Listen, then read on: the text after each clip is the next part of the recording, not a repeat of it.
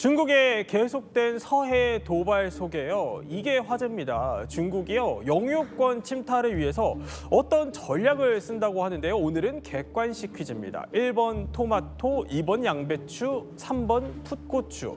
이 어떤 전략을 쓰고 있는 걸까요? 정답은 잠시 후에 전문가들과 함께 풀어보겠습니다. 지식충전 지금 시작합니다.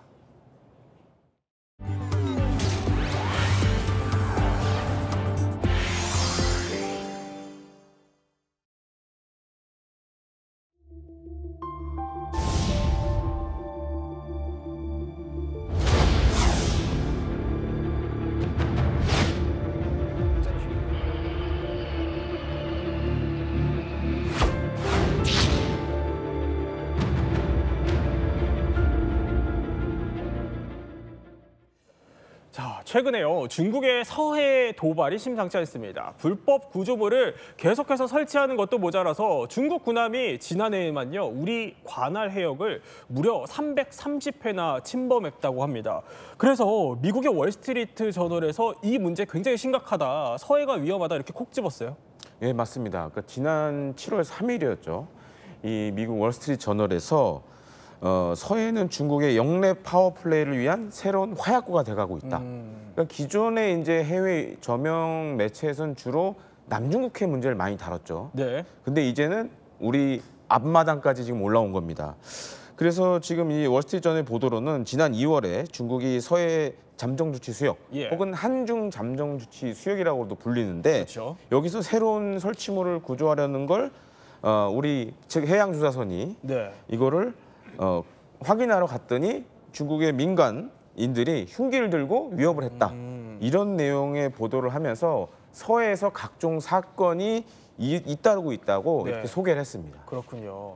자, 그러니까 중국이 계속해서 침범하고 있는 서해 잠정 조치 수역, 즉 이게 사실상 바다의 국경선으로 불리는데, 여기서는요, 어업행위를 제외한 시설물 설치나 지하 자원 개발 이런 거는 금지되어 있습니다. 그런데 그러니까 김대욱 평론가 설명대로 지난 2월에 우리가 현장 조사를 나갔는데 우리 배가 중국 민간인들이 흉기를 들고 위협하는 상황까지 벌어졌다는 거예요. 그러니까 우리 해경이 어렵죠. 그러니까 중국 불법어선 단속할 때도 흉기를 들고 대항을 합니다. 왜냐하면 그 사람들은 단속이 되면 배를 뺏기고 생계가 끝나거든요. 근데 저쪽은 사실은 어업이 아니고 민간인들이거든요. 민간인들이 흉기를 들고 대항했다는 얘기는 순수 민간인이 아니란 얘기죠. 저렇게 구조물이 있어서 우리가 저걸 살피러 간 건데, 그렇죠? 그러니까 중국에는 어떤 게 있냐면 이 국가정보지원법이라는 게 있어요. 이건 뭐냐면 모든 민간인들은 중국 국가의 정보 수집이나 보호에 기여를 해야 돼요. 그러니까 그런 것처럼 저기에 있는 민간인들도 사실 민간인이 아니고 중국 국익을 위한 일종의 준군사적인 행동까지 할 수 있는 거죠.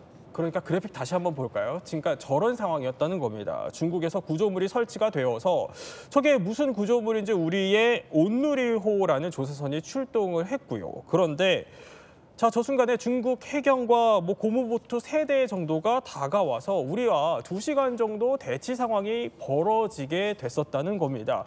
자, 이런 중국의 서해 도발이요, 하루 이틀 문제는 아닙니다. 그야말로 중국이 야금야금 꾸준히 도발을 하고 있는데요. 그 수법을 한번 정리를 해봤습니다. 첫 번째, 알박기입니다. 그러니까 이게 무슨 얘기입니까? 알박기라뇨. 그러니까 지금 보면 이제 양식장을 동원하고 있거든요. 양식장이요? 그렇습니다. 그래서 양식장을 동원하는데 어종이 좀 희한해요. 어종이 연어란 말이에요. 근데 연어라는 이 물고기는 대부분 수온이 낮은 데서 많이 양식을 합니다. 우리나라에도 많이 수입이 되는 게 이제 노르웨이 연어 같은 것들이 있는데 서해는 그렇게 수온이 낮지가 않단 말이에요. 그렇네요. 근데 중국 측에서는 2018년과 지난해 5월에 설란 1호와 2호를 각각 이제 설치를 했고, 저거군요. 여기서 지금 연어를 양식해서 15만 마리 연어 양식에 성공을 했다. 이렇게 이제 주장을 하고 있어요. 근데 우리가 좀 상식적으로 접근해 봐야 됩니다. 만약에 서해가 연어가 기르기 좋은 곳이었다면 우리나라 양식업자들도 뭔가를 했겠죠. 그렇겠죠. 그래서 저는 사실 이제 중국의 저런 주장이 약간 좀 의심스럽다. 그래서 오히려 저런 그 양식장을 이용해서 자신들의 일종의 해양 영토를 넓히려는 게 아니냐, 그런 목적의 알박기로 좀 보여지긴 합니다.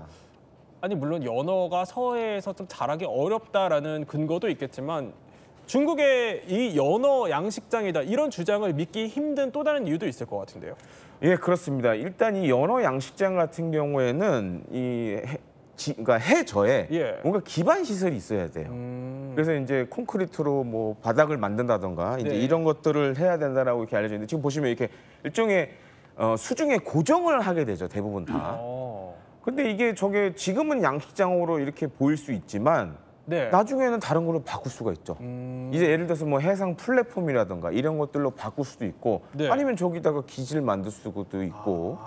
그러니까 남중국해에서 중국이 했던 게 바로 저런 형태였거든요. 처음에는 약간 합법적인 시설 같이 보이는 걸 하다가 갑자기 이제 거기다가 뭔가 군사시설을 만들고 이런 것들을 단계적으로 실행을 해왔기 때문에 이게 단순히 양식 시설로 보기는 좀 어렵다. 좀 이렇게 판단되는 상황입니다. 아니 그러니까 그래픽을 다시 한번 보면은 이럴 수 있는 가능성이 있다는 거예요. 보면은 설란 1호, 2호가 지금 바닷속에 잠겨 있을 때는 뭐 이게 겉보기에는 양식장처럼 보일 수 있으나 이게 두 구조물 사이를 만약에 시멘트 같은 걸로 연결해서 수심이 낮아지면은 뭐 저게 나중에는 영구 구조화될 수 있는 그런 어떻게 보면 인공섬처럼 지어질 수 있는 가능성이 있다 이런 얘기를 제기하는 거군요. 충분히 그럴 가능성이 있습니다. 이제 만약에 저 해저의 기초를 다지기 시작하면 그 위에는 이제 추가적인 구조물을 올리면 되니까 그러면 해상 기지로 쓸 수가 있죠. 그렇겠네요.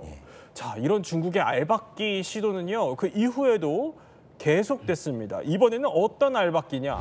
그러니까 인공섬 알박기라는 겁니다. 자, 인공섬이라는 게 지금 저희가 구조물 하나 보여드릴 텐데 자, 이 구조물입니다. 아니 딱 봐도 사이즈가 어마어마합니다. 문근식 교수님. 그렇죠. 이게 뭐 시추선 같이 보이잖아요. 저 정도면은 거기에 또 애틀랜틱 암스테르담이라고 써 있단 말이죠.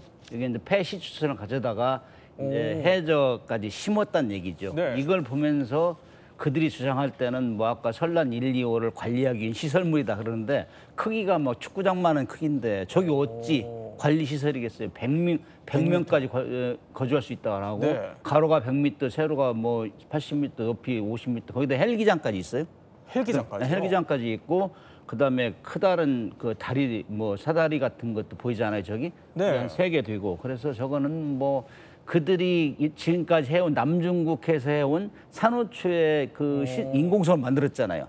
그거하고 같은 방법으로 지금 하고 있다. 그래서 저는 지금까지 이리저리 변명을 했는데 이 서해 인공 구조 이제 고정식 구조물을 설치함과 동시에 그들의 속내가 완전히 드러났다. 저는 그렇게 판단해요. 자, 이런 중국의 불법적인 어떻게 보면 반복되는 구조물 설치에 대해서 당연히 우리 정부도 가만히 있지는 않았습니다. 강력하게 항의를 했는데 그럼 여기에 대해서 중국은요, 뭐라고 얘기했을까요? 中方通过海洋事务对话合作机制等渠道向韩方介绍了有关情况，并保持着沟通，韩方能够客观理性地看待。 아니 한국에 객관적이고 이성적으로 접근하라는 거예요. 뻔뻔하게 좀 짝이 없는 것 같은데 그런데 이런 중국의 알박기 수법이 또 있습니다. 이번에는요. 부표 알박기라는 겁니다. 아니 부표가 보인다는 거예요. 영상으로 보면은 저렇게 마음대로 서해 바다에 박아둔 저 부표가 무려 세보니까 13개에 달한다고 해요. 중국에서는 이거 해상과 기상 관측용이다 이렇게 주장을 하는데 이건 맞습니까? 그럴 가능성도 있죠. 그래서 보통 이제 부표를 보시면 지금 화면에 나오지만 저렇게 많은 부표를 지금 서해상에 띄워놓고 있습니다. 물론 우리나라도 필요에 따라서 부표를 설치하긴 하지만 저건 좀 특히 이제 한중 잠정 주치 수역 같은 게 그런 데는 어업만 할 수 있는데 그런 데도 지금 설치를 하고 있단 말이에요. 그럼 저 의도가 도대체 뭐냐? 그렇죠. 물론 이제 해양 환경 수집이라는 목적도 있지만 군사적인 용도로도 얼마든지 사용이 가능합니다. 예를 들어서 소너, 잠수함 탐지에 필요한 소너를 갖다 놓는다라든가 아니면은 요즘은 이제 전자전 같은 것도 굉장히 중요해집니다. 그래서 여기서 여러 가지 전자기파를 탐지해서 예를 들어서 중국군에 정보를 보낸다든지 이런 군사적 용도로도 얼마나 쓸 수 있고 심지어 뭐 레이더도 달아 쓸 수 있고 그런 것들이 있기 때문에 특히 이제 야간 발광기 같은 것도 장착돼 있는 것도 굉장히 의심스럽다라고 지금 많이 분석들을 하고 있는데 그리고 저는 제가 봤을 때 가장 큰 문제는 저렇게 부표를 띄워놓은 거로는 자기네들의 해양 영토가 여기까지라는 거를 강조하는 그런 것도 담겨져 있어요. 물론 지금 이제 한중 간에 아직 이게 합의가 안 돼서 저렇게 한중 잠정 조치 수역이 있는데 예. 저기다 저렇게 이제 알박기 시작하면 우리가 불리해지는 거죠. 그래서 우리도 거기에 대응해서 비슷한 수의 부표를 설치할 필요가 있다고 보여집니다. 그렇군요. 자, 알박기에 이은 그런데요, 중국의 서해 도발이 또 있습니다. 바로 뭐냐면 우리 관할 구역을 침범한다는 겁니다. 그러니까 지난 5월에 서해 잠정 조치 수역에서 중국이 군사 훈련까지 벌였어요. 그러니까 잠정 조치 수역이 있고 예. 배타적 경제 수역이 있거든요. 그건 경계가 배타적 경제 수역은 결정이 된 거예요. 근데 우리 배타적 경제 수역 일부까지 항행 금지 구역으로 만들어 놓고 실탄 사격까지 했어요. 그래요. 그다음에 중국이 서해에서 지금 해군 훈련 활동을 급속히 증가시키고 있거든요. 네. 그중에 중국의 항공모함이 3척이 있는데 이제 스키 점프 때를 이용한 중형 항모 1호함이 이제 라오닝, 2호가 산둥이거든요. 근데 세 번째 함이 푸젠이에요. 8만 톤. 이건 평가판이에요. 그러니까 니미츠급과 유사한 형태예요. 네. 전력이 산둥이나 라오닝보다 비약적으로 저건 이제 스키 점프대를 이용한 거고요. 그 푸젠함을 이용해서 J-35라고 하는 스텔스기 사출 시험까지. 왜냐하면 이제 푸젠함에는 이 캐타펄트 사출 장치가 있거든요. 그럼 아주 민감한 수역에서 중국의 가장 현대화된 항공모함을 이용한 훈련을 한 거죠. 그 자체로 사실은 서해는 원래 민감하기 때문에 네. 한미나 중국이나 그동안 조심해 왔거든요. 근데 이제 노골적으로 서해를 내외화하는 군사적으로 훈련을 하고 있는 거죠. 저게 푸젠함입니다. 서해를 내외화한다. 자, 그 이번 훈련에 이 동원된 저 푸젠함이 중국 항모 중에서 기술이 가장 진보된 항공모함이다 이렇게 불리던데, 그 이 최신식 항공모함을 그래도 서해에 이렇게 동원을 한 이유가 있을 것 같은데요. 두 가지 의미가 있다고 보여집니다. 그러니까 한반도 유사시에 대응한다라는 것도 있지만 또 한 가지로는 만약에 요즘 많이 나온 얘기가 이제 2027년에 중국이 대만을 침공할 수 있다. 그러면은 중국 입장에서 가장 지금 이제 미국의 전력이 투사했을 때 뼈아픈 곳이 서해입니다. 왜냐하면 서해 같은 경우에는 베이징을 직접 타격할 수가 있거든요. 네.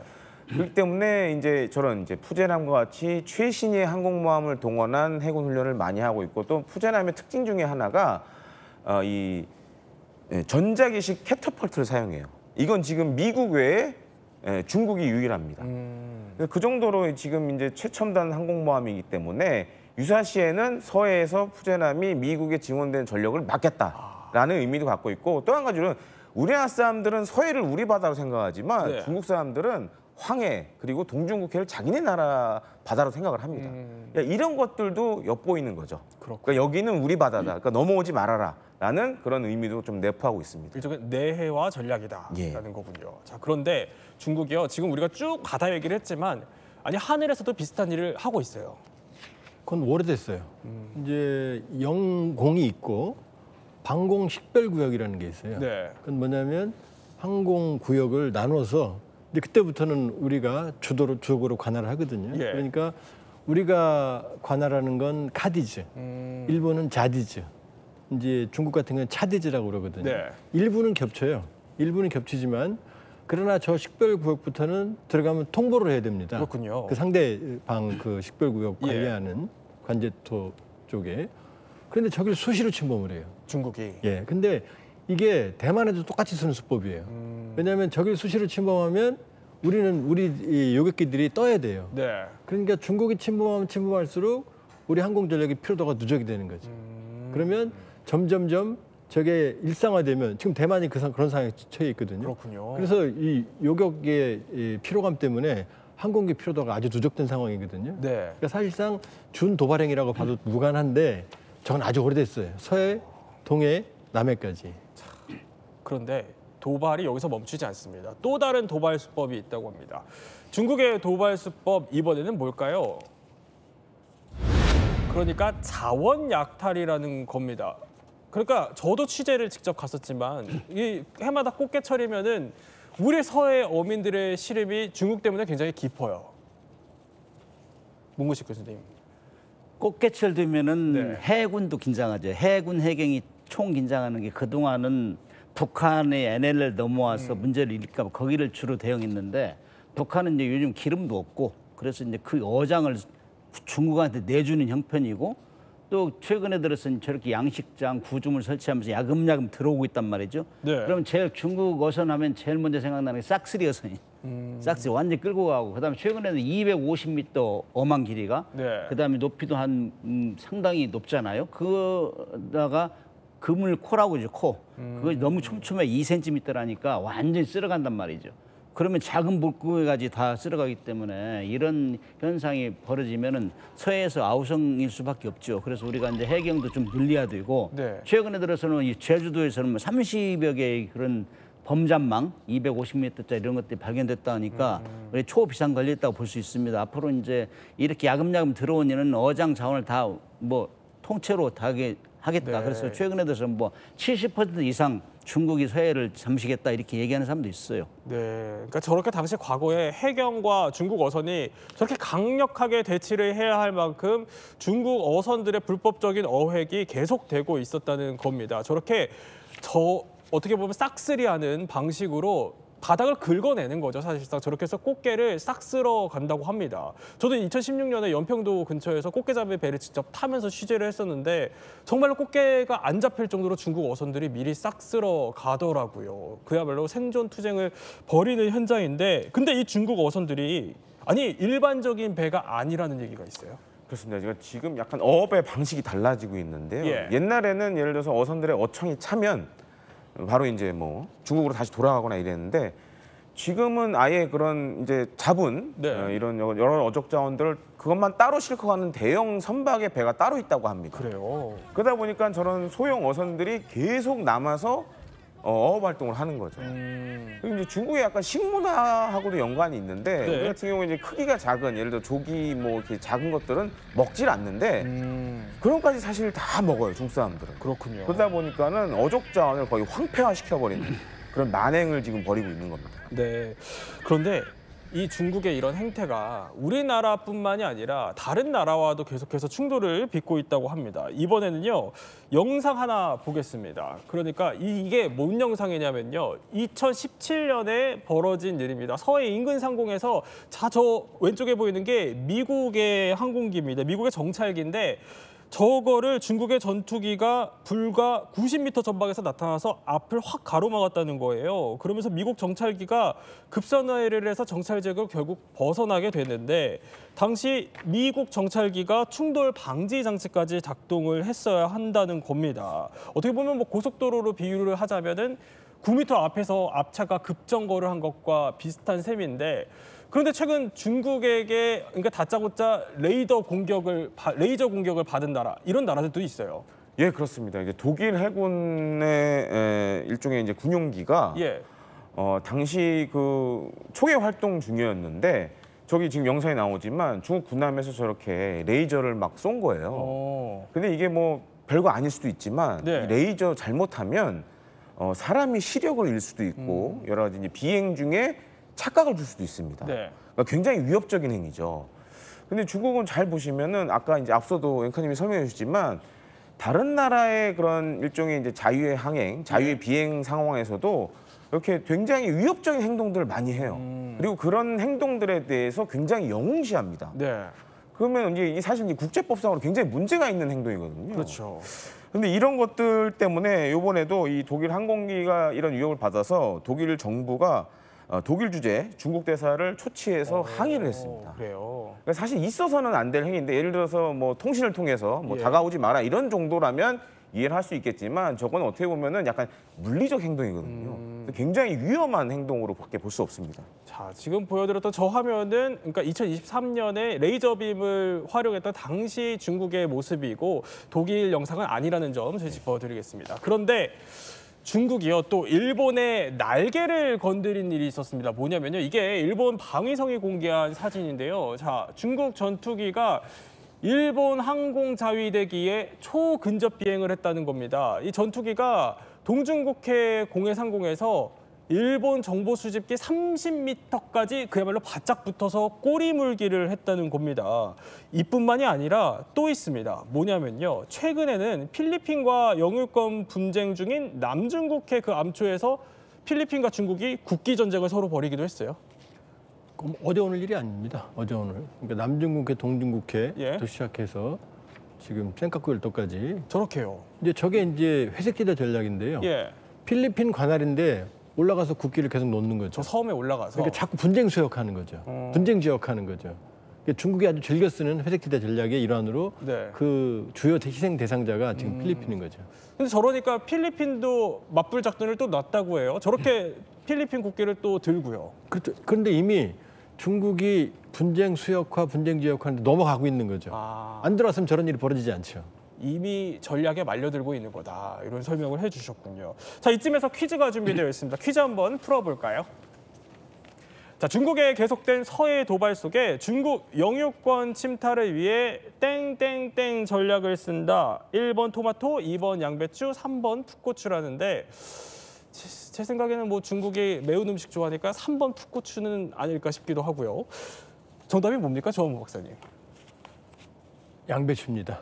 아, 풋고추가 아니라 양배추예요. 네. 왜냐하면 무슨 얘기죠? 양배추로 겹겹이 둘러싼다는 겁니다. 그러니까 분쟁 지역의 중심에는 네. 중국 어민, 해상 민병대. 그러니까 평시에는 어민이지만 네. 군사적 목표를 수행하는. 그다음에 그 외곽에는 해경.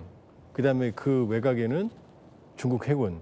이런 걸 겹겹이 둘러싸서 압박을 하는 거예요. 아, 그러니까 어선, 함정, 군함 이런 식으로 해서 겹겹이 포위라는 게 마치 양배추처럼 생겼다. 그러면서 이제 질식시키는 거죠, 사실. 가운데에 있는 곳을. 예. 그런 전략을 펼쳤던 게 과거에 이제 중국이 펼쳤던 전략이고 지금도 계속되고 있다라는. 지금도 설명이죠. 똑같이 해상 민병대가 그 천병이죠. 자, 이런 인공섬을 만들면서 어떻게 보면 영유권을 주장하는 중국의 행태, 아니 이거 지금 우리 서해 상황이랑도 굉장히 비슷한 것 같습니다.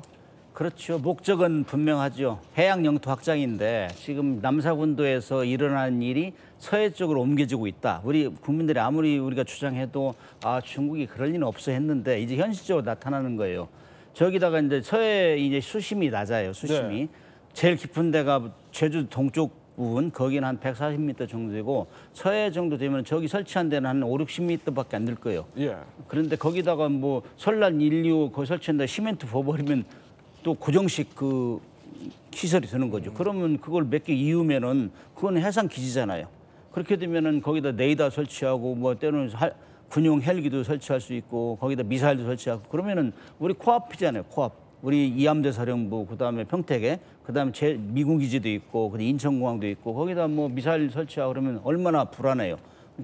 군사적으로도 굉장히 위협적이다 이렇게 얘기할 수 있죠. 자, 이 서해뿐만이 아니라 저렇게 뭐 남중국해에도 여러 가지 인공섬을 설치하고 있는 중국, 뭐 서해, 남중국해 가릴 거 없이 계속해서 영유권을 확장하려는 속셈인 것 같은데 짧게 여쭤보면 진짜 중국의 속셈은 뭡니까? 대만이죠. 결국은 지금 말씀하신 남중국, 동중국, 서해를 내외화해서 대만을 포위할 때 예. 군사적으로 안전지대를 만들어서 대만 본인들 표현으로 대만 점령을 손쉽게 하겠다 이런 야욕이죠.